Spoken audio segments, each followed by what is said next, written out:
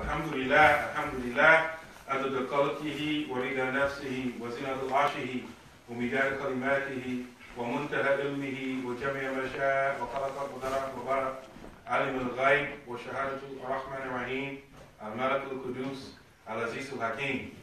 أشهد أن لا إله إلا الله وحده لا شريك له له الملك وله الحمد يحيي ويميت بيده الخير وهو على كل شيء قدير.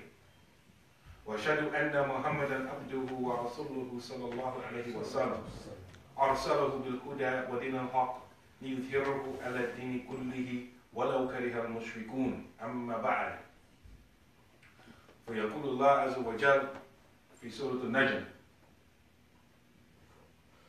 وما ينطق عن الهوى إن هو إلا وحي يوحى. صدق الله العظيم. Alhamdulillah, we praise Allah subhanahu wa ta'ala and we thank Him for bringing us together for another Jamaa'ah.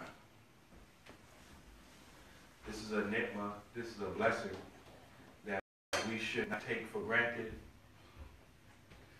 As I often say, there are many people who, despite wanting to be at Jumu'ah, cannot make it. They are physically prevented from doing so.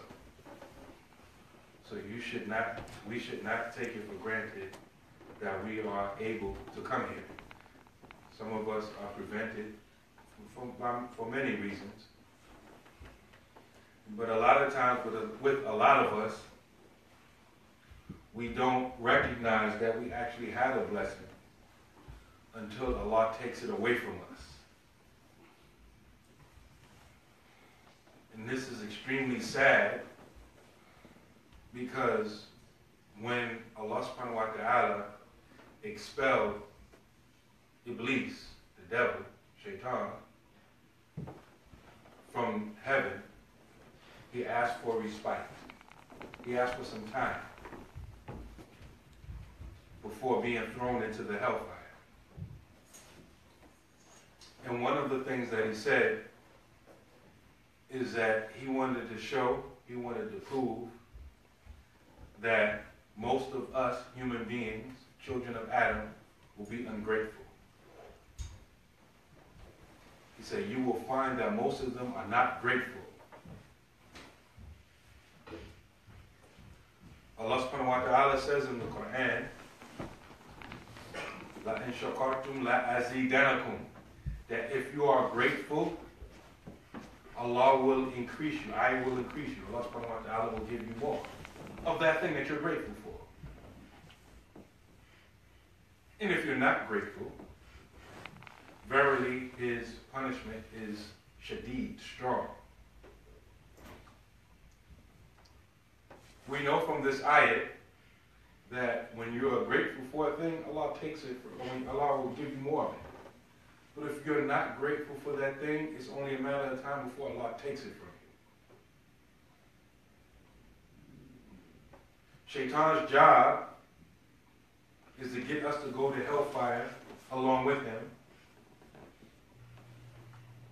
while at the same time, in his logic, proving to Allah that we weren't grateful for the honor that He gave us. He had angels, He commanded angels to bow down to us. You need to think about that.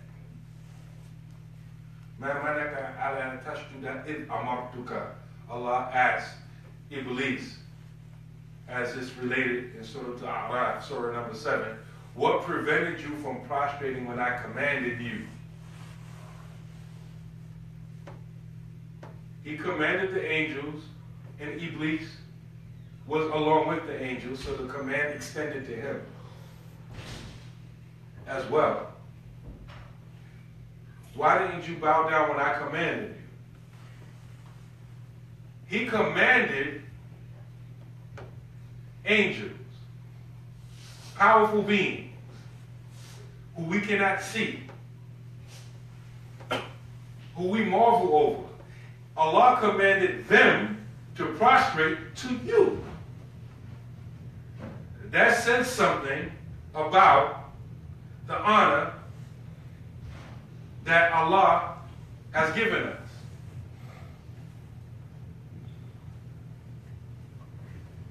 The one who rebelled, the one who flipped and didn't want to honor us, he is a Adu Mubin. He is our open enemy. And Allah put it in the Quran so we can be clear about who our enemy is and what he said.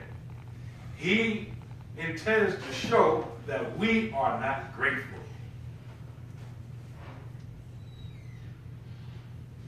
So we should be thankful, grateful that Allah allowed us to come to Yawm Jumu'ah and worship him one more time.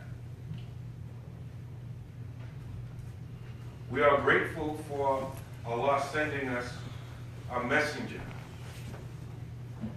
from amongst ourselves, from amongst Bani Adam, Prophet Muhammad sallallahu alayhi wa sallam.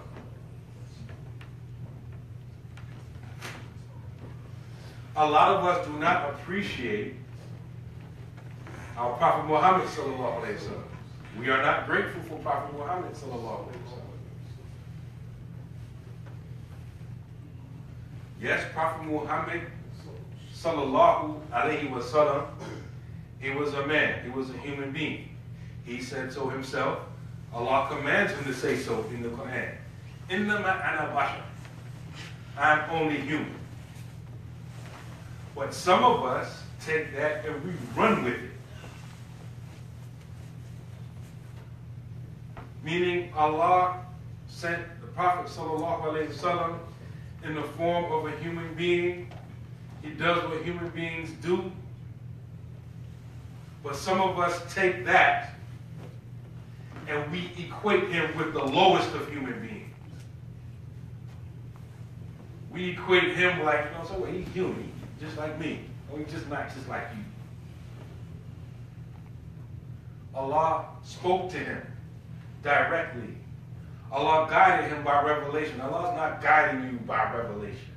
Allah is not sending angels to sit, talk, and walk and guide you and protect you like that.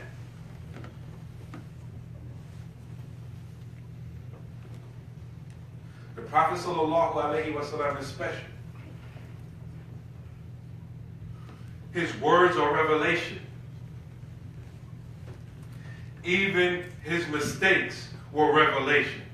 He made mistakes as a human being to show us what to do when we make those mistakes. So the Prophet sallallahu alaihi wasallam, yes, he's human, but he's not like us. He's the best of us. And so when the Prophet sallallahu alaihi wasallam says something, we shouldn't look at it as if, you know, one of these other people said something. You ever watch a dog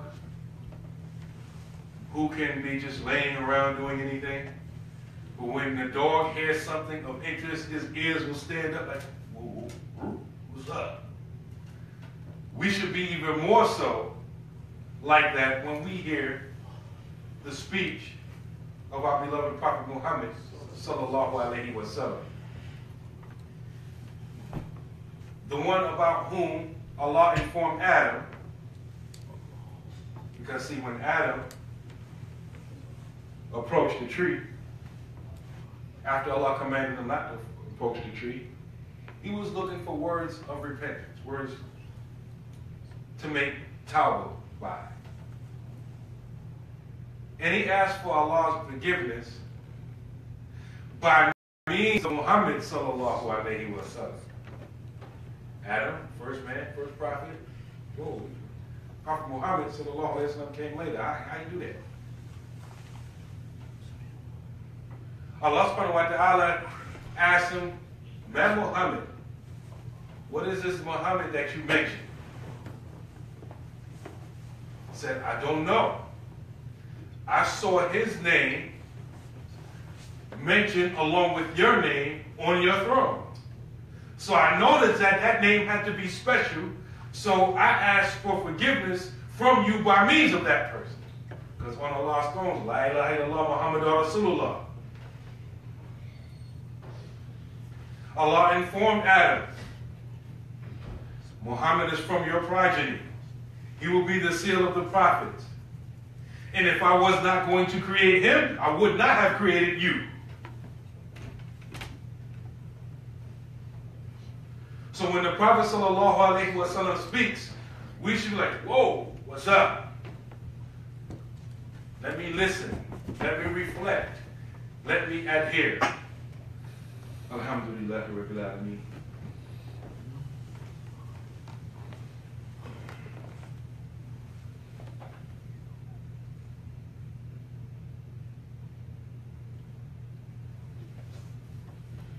Alhamdulillah.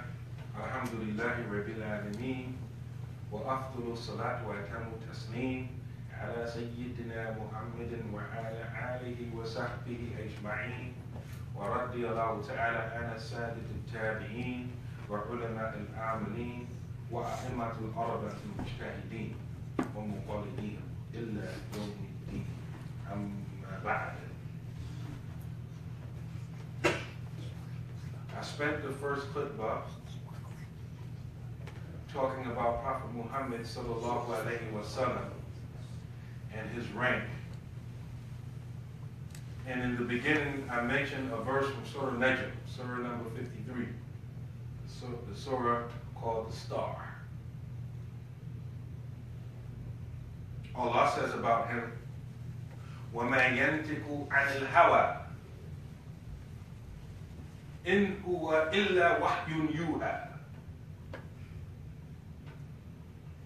He, Allah is talking about Prophet Muhammad sallallahu alaihi wasallam.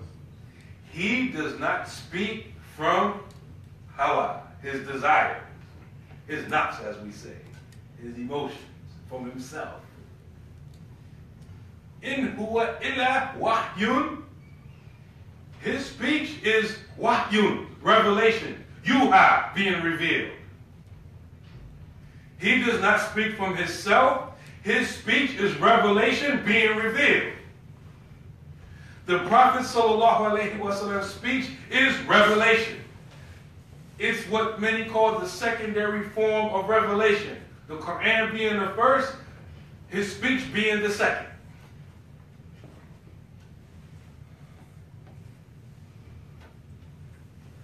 This is what Allah says in the Quran. And we wonder, what Quran are these people reading who claim to only follow the Quran? In the Quran, Allah tells you to follow the Prophet. He tells you to obey the Prophet. He tells you in this verse we just mentioned that his speech is revelation. In the Quran. And you say you follow only the Quran, but you don't follow Prophet Muhammad sallallahu alaihi wasallam. Ergo, you're not following the Quran. You're not following the Quran. All of it. The Quran is a buffet. You go to a buffet, they have all the food lined out. You're like, I'll take this. I don't feel like eating that today. I'm allergic to that. I don't want this. I'll take that though. The people who claim to follow the Quran, this is what they're doing. I like that ayat right there. Consistent with my knobs. That ayat right there, nah, I'm not going to get you. We accept it. That ayat, no, we ain't following that. The Quran is a buffet, but for us, we accept all of it.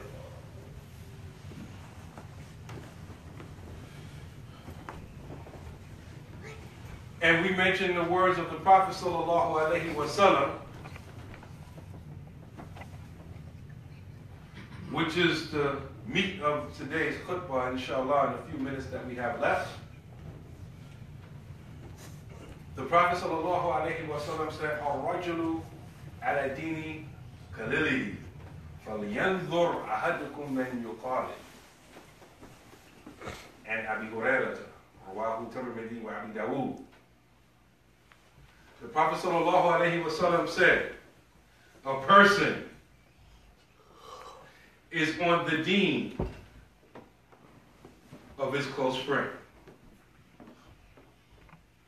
فَلْيَنْظُرْ. Therefore, watch out, look out, observe, be aware, pay attention. to who you choose as a close friend. These are the words of the Prophet sallallahu alaihi wasallam. A person is on the deen. I mean, just follow the religion? No, deen involves more than the religion you claim. It involves your character. It involves the way you interact with people. It involves the way you even interact with your creator, or if you interact with your creator. You think you're independent of it. Deen involves ibadat wa mu'amalat. It involves your relationship with the creator and your relationship with the creation. A person is on the deen of their close friend. So be careful. Watch out. فَلْيَنْظُرْ أَحَدُكُمْ and you call it. Beware. Each of you need to beware who you take as a close friend.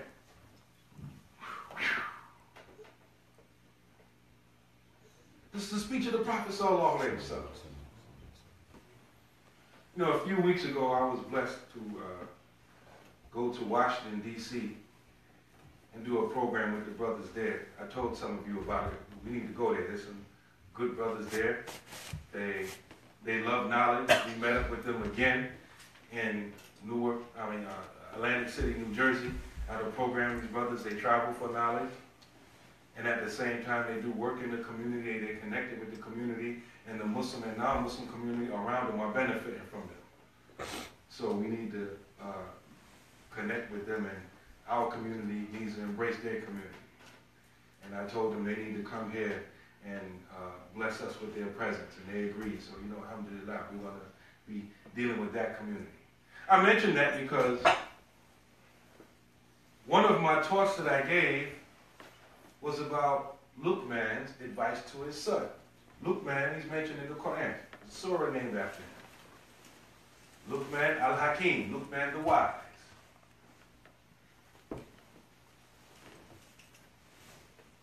There's a difference of opinion on if he was a prophet or not. The majority of the scholars say he was not a prophet. But there's a minority opinion that says he was a prophet. Everybody agrees that he was a black man from Africa. He lived around and during the time of Prophet Dawood, alayhi salam. He advised Prophet Dawood, and he got advice from Prophet Dawood.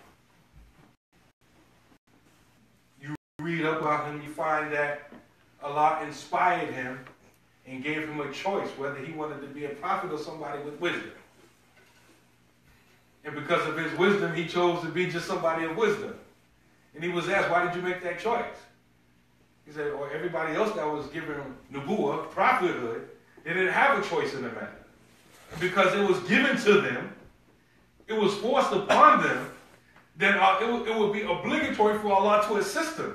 But had I chosen it, I would have been left to myself and been forced to carry that burden by myself. So, no, I'd just be a wise person. I was researching the advice he gave to his son. And I should have tallied. I should have just took all the narrations that I found and put them in categories. Because I can swear that at least 1/3 of the advice he gave to his son was about who not to be around. What type of company to keep. Choose your friends. Most of us, we just let circumstance choose. You know, you got a job somewhere, you click with somebody, that's your friend. You go to school, this person's in your class, they're together, you know, hey, that's the in crowd, I want to be with the in crowd. You know, those are my friends. But Luqman, his advice to his son, over and over and over again, many different narrations, choose your friends. Don't choose this type of friend, choose that type of friend. It's amazing. The Prophet sallallahu alaihi wasallam, in a well-known hadith, because a lot of times we don't understand things. And so, sometimes on a spiritual level, or an intellectual level, or on a level that's not something you can't see, smell, taste, or touch. So sometimes you gotta correlate it to something that you can see, smell, taste, or touch. So we have parables. The Prophet sallallahu alaihi wasallam, in the well-known hadith, compared companions to smells. Smells.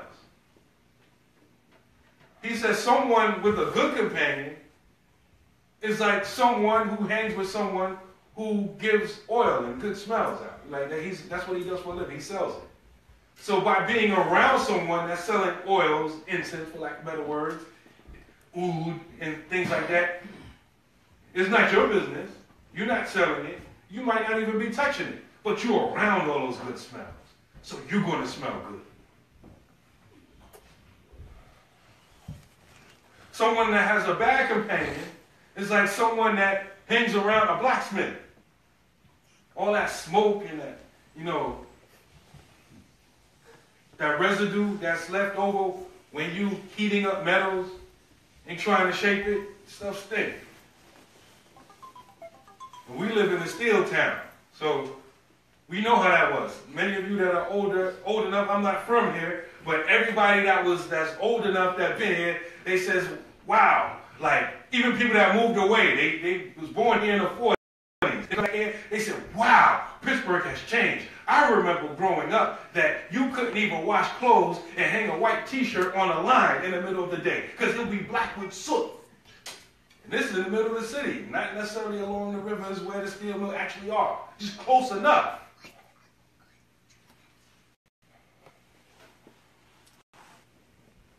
Evil companionship is like that.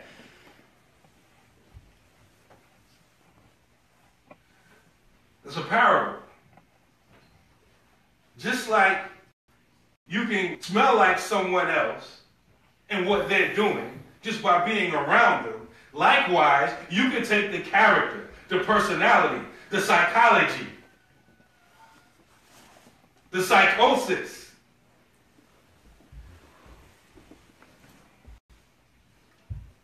the mentality of who you're around. Prophet sallallahu alaihi wasallam said, beware of who you take as a close friend, because a person is on the deen of their close friend.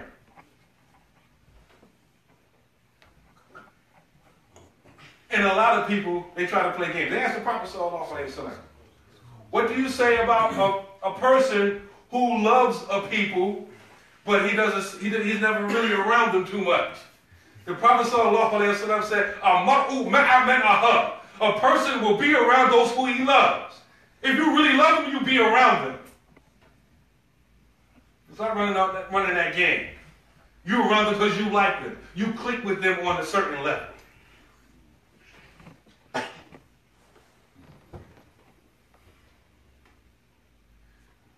There's a science to it. And the Prophet sallallahu alaihi wasallam is teaching us this science.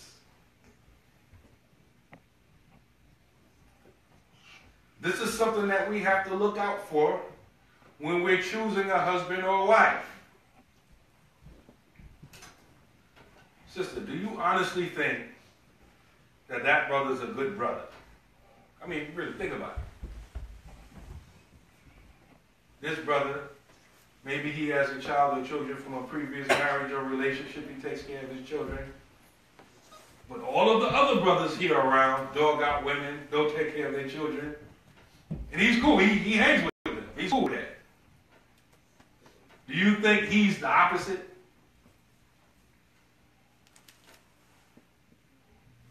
You think that mentality is not rubbing off on him? Got to be careful who you choose as a husband.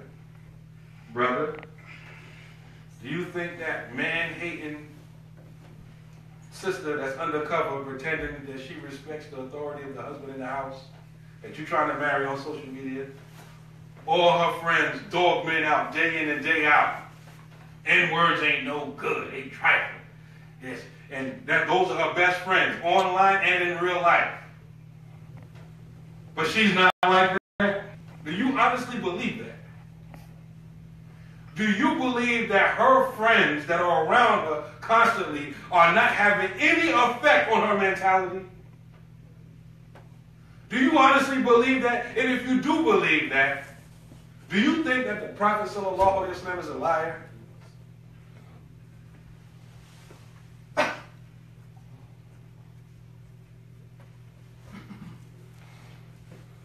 When I was younger coming up, you know, that's when we're young, you know, so most of we're dumb. And we think that people older than us don't see us. Like we be swearing we slick, like they don't know what they don't know what we doing. And to the old people that's older than us, what we're doing for them is like they watching us like on a movie, TV screen. They like a DVD, pause it. Pause. Yeah, I did that when I was 16. Play. He said this. I said that same stupid behind lie when I was 18. Like, play it again. Go ahead. That's what it's like to us. But as children, we swear, nah, they don't see it.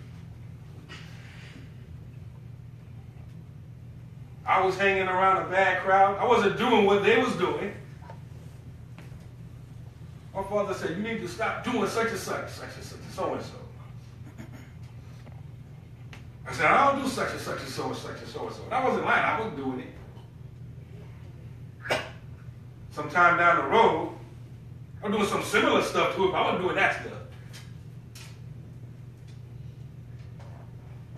After incarceration,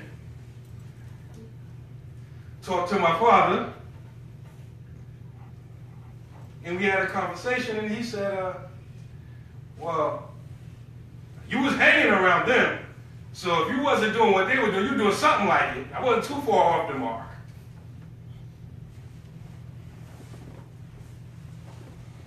And so this is what we have to be mindful of. Parents, you have children. You know Abdullah Danfodio said, the brother of Sheikh Uthman Danfodio?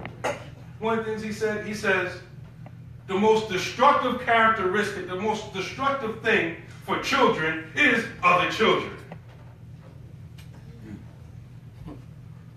Sometimes the worst thing you can do as a parent is to allow your children to play with other children. Because you don't know what they have been exposed to.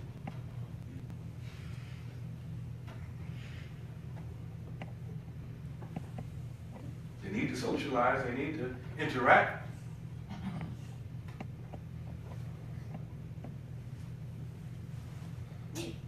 So we need to take the advice of the Prophet sallallahu alaihi wasallam, take it seriously. We need to take it seriously. Do you know how many people, and this goes for adults as well as children, peer pressure is real. Do you know that there are some of us who make all of our 5 prayers on time? But when we're in an environment where there's no other Muslims around, we will not pray on time. Not because someone said something to you, it's because we're the only one. If everybody else was around us was Muslim, we'd be praying on time. But I'm the only Muslim here. I'm in public.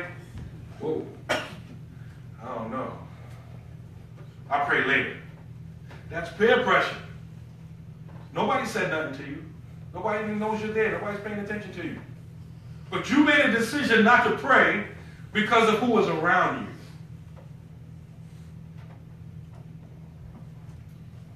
When you're around a bunch of people who think one way or act one way, it's a pressure that you feel to conform. Even if they don't say, hey, you need to do what we're doing. You need to think the way we think. It's a pressure that's there. So we have to acknowledge that. Don't pretend it doesn't exist.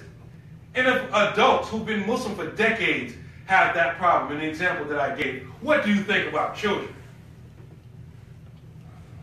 who don't have experience like that? Some people would literally kill themselves just to be accepted by the in crowd.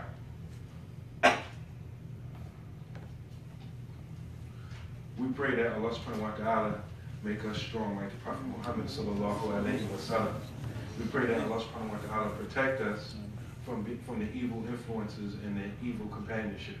ربنا اتنا في الدنيا حسنة وفي الآخرة حسنة وقنا عذاب النار.